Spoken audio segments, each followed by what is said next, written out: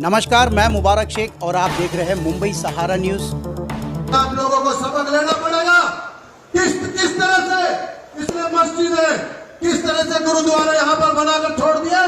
ये आगे चलकर हमारे लिए नासूर बन जाएगा। इसलिए हमारा सबका धर्म भी बनता है कि इस नासूर को यहाँ से उखाड़ कर फेंक देंगे और बाबा बालकनाथ जी को भारी मतों से जिताएंगे। राजस्थान में चुनाव सभा के दरमियान बीजेपी नेता संदीप दायमा ने एक भरी सभा में इस विवादित बयान को दिया, लेकिन इसके बाद तिजारा समेत पूरे अलवर जिले में सिख समुदाय के लोगों ने बीजेपी नेता के बयान को लेकर नाराजगी व्यक्त की। भड़के लोगों ने अलवर में संदीप दायमा के पुतले जलाए और जूते मारे, फिर उसे जलाया। संदीप दायमा मुर्दाबाद के नारे भी लगाए। हम तो पूछ रहे हैं भी इंडिया में कोई चुनाव आयोग नाम की चीज है या नहीं है, ये पूछ रहे हैं आपसे। है क्या चुनाव आयोग है? तो महसूस क्यों नहीं हो रहा? एक आदमी स्टेज पे बोल रहा है भी मंदिर मस्जिद है, गुरुद्वारे नसूर बन चुके, तोड़ देने चाहिए, तो चुनाव आयोग क्या कर रहा है? मोदी का तोता बना पिंजरे का बना हुआ है। सरें वो लाइव बोल रही हैं और सीएम बढ़ के तालियां लगा रहा है। इससे शर्मनाक बात क्या होगी चुनाव आयोग के लिए? मुझे आप बता दीजिए, ये भाषा यूज करने वाली गुरुद्वारे नसूर बन चुके हैं। ये नसूर नहीं देश के लिए, आज नसूर बीजेपी बन चुके देश के लिए।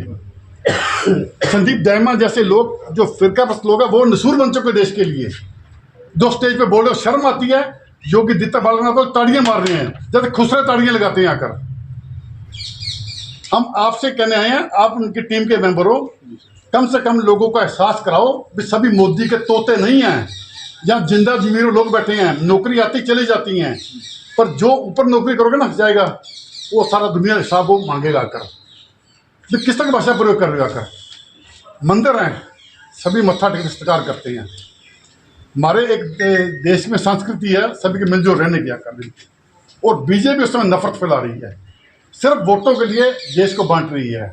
और हैरानी इस बात की है भी चुनाव आयोग ने, सरकार ने, प्रशासन ने कुछ भी नहीं किया। ये सबसे शर्मनाक बात है। जो सोच तालिबान की है, जो सोच मुगलों की सोच थी, वही सोच बीजेपी अपना रही है। आप एक और नोट करना बात, आप जब प्रदीप दायमा ने माफ़ी मांगी, संदीप दायमा ने, उसने माफ़ी में क्या कहा भी मैंने कहा था जी मस्जिद और मदरसे तोड़ दो, गुरुद्वारा गलत निकल गया। वो चुनाव आयोग फिर चुप करके बैठा है। जो भी पर्यवेक्षक है, हम आपसे कहने आए हैं उनके कार्रवाई की जाए।